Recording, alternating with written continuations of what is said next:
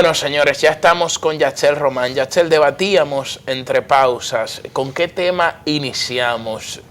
Yo dije Ecuador, Ernesto planteó Venezuela, tú también nos referiste a Costa Rica, pero como en estos momentos se está desarrollando el diálogo aquí en la República Dominicana, en la sede del Ministerio de Relaciones Exteriores entre la oposición y Venezuela, y vi a Julio Borges, que está aquí en estos momentos, que lo vi ingresando al, Julio Borges, al diálogo. Manuel Rosales, creo que es oportuno iniciar por Venezuela. O sea, se hablaba y los periodistas abordaban a Julio Borges y le preguntaban que si venía a firmar el pacto entre el gobierno y la oposición, porque Maduro ya se había referido de que le mostraron un borrador. La pregunta lo hacen porque ahora mismo en el lobby de Cancillería está establecido una mesa con 2 sillas y 2 bolígrafos. Entonces, bueno, pero si hay una mesa con 2 sillas y 2 bolígrafos. Pero precisamente por eso le hicieron la pregunta y Julio Borges lo que responde. Pero yo lo vi como con mucha... Podemos escuchar lo que él dijo. No sé si tiene audio esa... Fue eso mismo que dijo que... Esa grabación. Que puedan haber bolígrafos, que pueda haber sillas. Pero yo lo escuché muy arrogante a Julio Borges. ¿O es su personalidad? Arrogante ¿O es no una sé. mala apreciación mía? Arrogante no como sé. demasiada seguridad. El tema es que lo que está es asegurando que hasta ahora no hay un acuerdo ya arribado, y tomando en cuenta que el gobierno venezolano ha dicho eso, que otras entidades han hablado de que sí, ya hay un acuerdo, y él, según nos dice, no hay. Entonces considero que esa es su manera de enérgicamente negarlo. Ahora bien, hemos visto que a los otros que le preguntan, Ernesto y Yachel, no lo dicen de manera tan categórica. Por ejemplo, vamos a escuchar a ver si tenemos, si tiene un poco. En estos momentos, los representantes de la oposición, Julio Borges llega, escuchemos. Pero todo está listo, mesa, ya ahora está listo, mesa y bolígrafos. Dice el gobierno venezolano que ustedes llegaron a un acuerdo. ¿Ustedes se reunieron con ellos esta noche? No, verdad.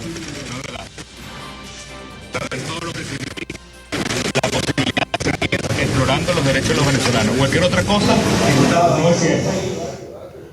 Mira, lo dice de manera categórica que no es cierto. Sí, de manera categórica, pero es que ese es el rol que le toca, tomando en cuenta que él es la cabeza del lado opositor en las negociaciones, y si él tiene la convicción de que todavía no se ha llegado a un acuerdo, lo que le toca es negarlo, y negarlo de una manera que no cree confusión entre los sectores que lo apoyan. Ahora bien, lo que hemos visto en los minutos previos al inicio de este programa fue que, por ejemplo, el canciller Heraldo Muñoz de la República de Chile, quien había estado participando como garante del lado de la oposición venezolana en estas discusiones, había venido en las 4 primeras rondas y que no está presente el día de hoy, hizo una crítica muy fuerte. Pueden ustedes acceder al Twitter del canciller Heraldo Muñoz, gran escritor, autor de esa obra que recomiendo mucho, La sombra del dictador, en la cual él habla de sus años como opositor a Augusto Pinochet, y él en su Twitter menciona que ningún partido chileno, sea de la izquierda o de la derecha, aceptaría las condiciones que le están imponiendo desde el gobierno venezolano a los sectores opositores. ¿Y cuáles son esas condiciones que le están imponiendo? Hasta ahora no tenemos el conocimiento.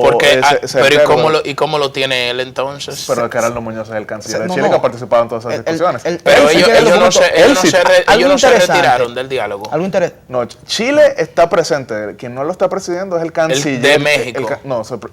México se retiró completamente, al punto de que no vemos la bandera de México actualmente en Cancillería. Chile lo que tomó fue la decisión de no participar encabezándolo el canciller, pero él ha participado en todo momento de las discusiones. Él sí tiene información privilegiada de todo lo que se discute ahí. ¿Y hasta qué punto la comisión negociadora de la oposición venezolana tiene legitimidad ante la oposición en Venezuela? Eso es uno de los principales temas de debate, porque vemos que no hay una unificación de criterios en la oposición venezolana, porque la oposición representa a sectores muy divergentes. Ahí hay socialdemócratas, hay conservadores, hay demócratas cristianos, hay liberales, hay comunistas, hay socialistas y demás, y no todo el mundo está de acuerdo con arribar a un acuerdo con el gobierno venezolano. Hemos visto incluso, por ejemplo, al exministro de Hacienda venezolano en el gobierno de Carlos Andrés Pérez, Ricardo Hausmann, hablando de que la única salida sería una invasión militar a Venezuela, y eso ha sido replicado por muchos otros representantes opositores venezolanos. Entonces, lo cierto es que no hay una unificación total de criterios, pero también hay que tomar en cuenta que la salida militar, la salida armada, es una salida que sería muy frustrante, no solamente para Venezuela, sino para América Latina, con toda la historia que tenemos. Eso no es una opción. De intervenciones. No es una opción. La salida militar no es una opción. Pero eso es solamente una cabeza caliente. Pero la legitimidad está también en las elecciones del año 2015, cuando vimos que la oposición venezolana, compuesta por los partidos integrantes de la Mesa de la Unidad Democrática, logró alrededor de 9 millones de votos.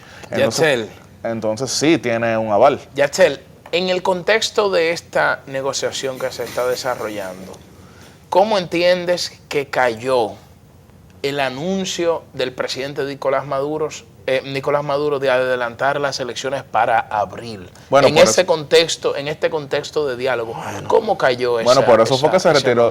Por eso se retiró el gobierno mexicano, que había estado participando en persona de su canciller, Luis Videgaray, que ha reconocido en todo momento los esfuerzos del presidente Medina y el canciller Vargas, pero él lo consideró una burla, no solamente hacia la oposición venezolana, hacia los sectores democráticos venezolanos, sino también contra los países que han participado de este diálogo. Eso fue sencillamente una falta de respeto total, y yo incluso me voy más lejos y considero que fue una falta de respeto y una burla al pueblo dominicano, que ha sido anfitrión de estas negociaciones. Ha hecho perder el tiempo a nuestros principales dirigentes, como es el caso del presidente Medina, porque si eso es uno de los puntos que se está tratando, ¿cómo va el gobierno venezolano a anunciar que se adelantan las elecciones sin siquiera dar la garantía de participación? Y al contrario, lo que hemos visto es que se ilegalizó a voluntad popular, se ilegalizó a Primera Justicia, se ilegalizó la tarjeta electoral de la Mesa de la Unidad Democrática. Entonces, ¿qué garantías hay? Y por eso sí tengo que resaltar lo que menciona el canciller Muñoz de Chile. Voluntad Popular es el partido de Leopoldo López, que se manifestó en contra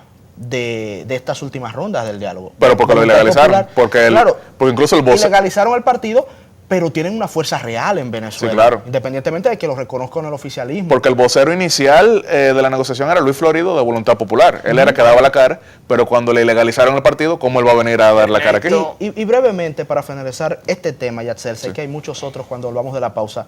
¿Cómo ves la perspectiva de que se llegue a un acuerdo cuando la oposición mantiene, y creo que legítimamente, sus aspiraciones originales de elecciones libres, de que se restablezca la Asamblea Nacional, de un canal humanitario? Me parece también que están pidiendo la liberación de todos los presos políticos, pero el gobierno no da avisos de ceder en ese terreno. Esos son parte de los 7 puntos que se supone están siendo tratados en la República Dominicana, y si se llega a un acuerdo, uno lo que esperaría es que sobre esos puntos se pueda trabajar y que efectivamente se reforme el Consejo Nacional Electoral, que se permita la observación internacional segundos en esta respuesta, porque tenemos que hacer una pausa, pero ya para concluir. Que sin eso no vale la pena un acuerdo. ¿Tiene expectativas reales la comunidad internacional con este diálogo en República Dominicana? Expectativa no veo ninguna. Ahora bien, esperanza sí hay. O sea, ¿hay esperanza real de que se pueda...? Esperanza, porque todo aquel que tiene afecto por Venezuela lo que quiere es ver algún tipo de salida a esta violencia. Ya sé, pero me dio una respuesta como muy diplomática. No, porque expectativa de esperanza. Lo que te digo, le faltó citar a Aristóteles. La esperanza es el sueño del hombre de lo que te digo, la comunidad internacional lo que es descartado el diálogo. Bueno, señores, vamos a una pausa y regresamos con otros temas de interés.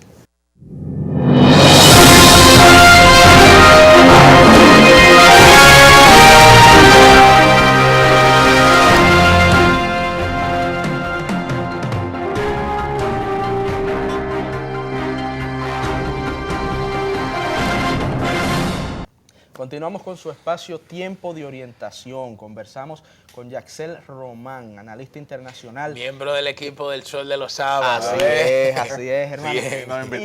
Invitado. No, tú eres miembro del equipo. Tú eres parte del Dream Team. Mira, acá. En Ecuador se ha dado una situación que hemos analizado ya en ocasiones anteriores en este espacio, y nos gustaría contar con tu apreciación, Yatzel, sobre todo con un presidente, Lenín Moreno, que fue literalmente cargado por el presidente anterior, Rafael Correa, para llegar a la presidencia de este país.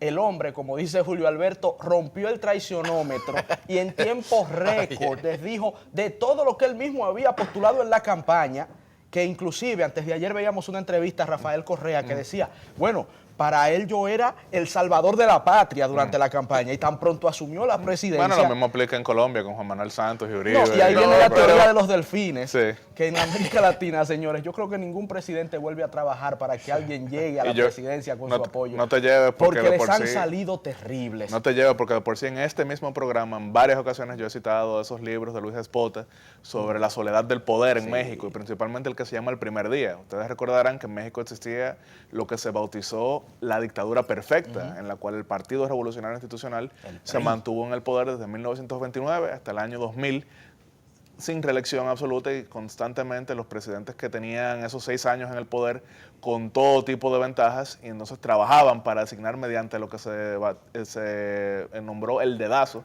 a su sucesor. Lo que pasaba era que inmediatamente dejaban el poder, ese sucesor en algunos casos incluso llegaba a exiliarlos, como ahora, pasó en varias ocasiones.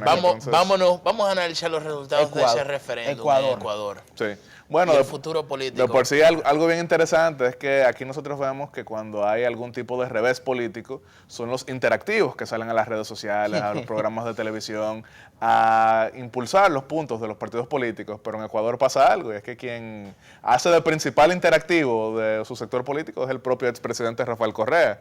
Uno entra a su Twitter y uno ve que él mismo es que está impulsando su visión y dice, bueno, si Lenín Moreno sacó 39% en la primera vuelta del 2017 y ahora la opción no sacó 37% y él recibió el apoyo de toda la oposición, eso quiere decir que yo me llevé a casi la totalidad de Alianza País y él se quedó con un 2%, dice por ejemplo Rafael Correa, lo cual no necesariamente es cierto, porque no quiere decir que todo el que votó por el sí está a favor de Lenín Moreno, ni quiere decir que todo el que votó por el no está a favor de Rafael Correa. Hay gente que sencillamente puede creer en la reelección absoluta, lo cual hay que resaltar, ha sido la excepción en Ecuador, porque, por ejemplo, tomemos en cuenta que yo tengo 27 años y mi tiempo de vida, Ecuador ha tenido 14 presidentes. Solamente Correa había llegado a un final feliz en su gobierno, porque él fue quien trajo la estabilidad, fue el único presidente en reelegirse desde el siglo XIX, cuando el anterior presidente, Gabriel García Moreno, logró reelegirse, pero después lo mataron a puñaladas. 14 presidentes en 27 años. En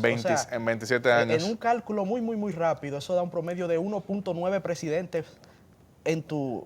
1.9 años por presidente. Bueno, yo de por sí recuerdo cuando cayó el gobierno de Gustavo Noboa, que todo el mundo estaba riéndose en CNN cuando yo lo estaba viendo en ese momento, año 2003, porque no lograron contener la risa, como que bueno, se cayó otro gobierno en Ecuador. Bueno, entonces, para ir a la pausa, esta derrota de Rafael Correa en el referéndum, como muchos analistas anticipan, ¿ves tú que es el fin de su carrera política? No creo que podamos decir que es el fin absoluto, pero mientras tanto le cierra la vía de presentarse como candidato presidencial. Ahora, eso es debatible tomando en cuenta que pudiera argumentar su sector de que hay una refundación del Estado al reformar dicho artículo y volver a la Constitución de Montecristi, pero la opinión mayoritaria es que, como él ya se religió en el año 2013, no puede presentarse a 2 periodos más. Mira, dice Correa, el Movimiento Revolución Ciudadana, que lo estaba buscando aquí. Que son sus iniciales. Lo voy a cuadrar. Rafael Correa, RC, Revolución Ciudadana. América Latina debe saber que en Ecuador se está judicializando la política, como en Brasil y Argentina, siguiendo el mismo librero. Con los mismos asesores y las es el caso de Brecht. Yo creo que no podemos hablar de consecuencias. Pero en este caso leía a un analista político en el periódico En El País y planteaba lo siguiente, de que el partido de Correa, que obtuvo un 36%, se constituye como la principal fuerza o la fuerza más importante en términos políticos en Ecuador, porque sigue siendo Alianza País. El otro porcentaje que sacó Lenín Moreno, pero el otro porcentaje que sacó Lenín Moreno lo hizo agrupado con todas las otras fuerzas políticas. Entonces, exacto, que no es de una sola fuerza política. Pero si nos vamos a la Asamblea Legislativa, Alianza País sigue teniendo mayoría. Pero tenemos que ir a una pausa. Seguimos con este mismo tema luego de la pausa. No se lo pierdan.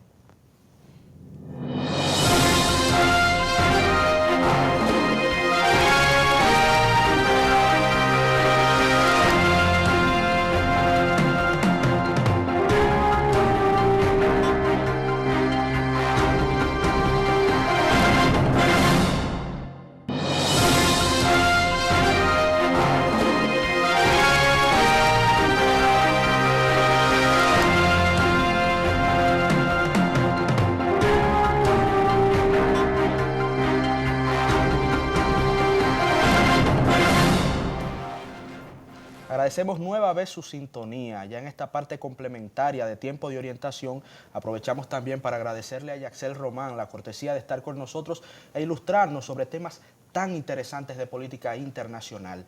Despedimos el programa, pero les dejamos con un documental muy interesante preparado por nuestra amiga Susi Aquino sobre un tema que en República Dominicana no es de trascendencia, pero que le ha costado la salud mental y física a más de 200 millones de niñas en el mundo. Y es la celebración del Día de la No Ablación Femenina o la no mutilación de genitales femeninos. Vamos a observar este interesante reportaje. Muchas gracias por su sintonía.